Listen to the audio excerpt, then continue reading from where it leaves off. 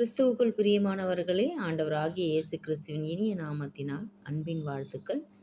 இன்றும் உங்களோடு கூட யாத்ராகமம் 23வது அதிகாரம் 26வது வசனத்தில் இனி மலடு இல்லை என்கிற தலைப்பில் ஆண்டவருடைய வார்த்தையை பகிர்ந்து கொள்ள விரும்புகிறேன்.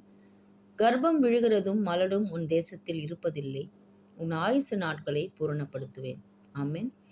மலடும் உன் தேசத்தில் இருப்பதில்லை. வாக்குத்தத்தங்களை நம்புவதற்கு அரிதானதாய் இருக்கலாம்.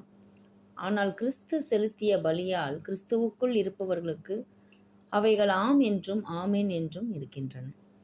மலடு என் தேசத்தில், அதாவது தேவன் எனக்கு கொடுத்த குடும்பத்தில், என் ஊழியத்தில் இருப்பது இல்லை. பலுகி பெருகுங்கள் என்பதுதான் தேவனுடைய ஆசீர்வாதம். ஆபிரகாமின் பிள்ளைகளான உங்களுக்கும் எனக்கும் ஒவ்வொருவருக்குள்ளும் அநேகர் ஆசீர்வதிக்கப்படுவார்கள் என்கிற தீர்க்க தரிசனம் செயல்பாட்டில் இருக்கிறது. உங்களில் ஒருவரும் மலடாய், அதாவது மாம்சத்தின்படியும் பிள்ளைகள் இல்லாமலோ தனிநபராகவோ இருக்க வேண்டிய அவசியம் இல்லை. உங்களுக்குள் ஆபிரகாமின் ஆசீர்வாதம் கிறிஸ்து இயேசுவினால் செயல்பாட்டில் உள்ளது. மலட்டு தன்மை என்றால் பெருகாமல் இருப்பது.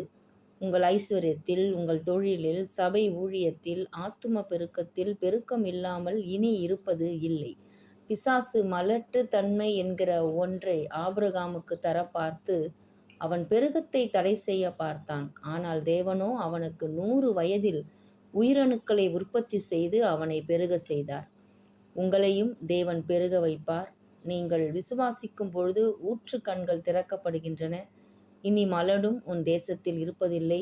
தேவன் தனிமையானவர்களுக்கு வீடு வாசல் ஏற்படுத்தி தருகிறார். அப்படியே நீங்கள் தனியால் என்று இருக்க மாட்டீர்கள். உங்கள் பிள்ளைகள் உங்கள் பந்தியை சுற்றிலும் ஒலிவமர கன்றுகளைப் போல இருப்பார்கள். ஆமென். கர்த்தர் தாமே இந்த சத்திய வசனத்தை ஆசீர்வதிப்பாராக. ஆமென்.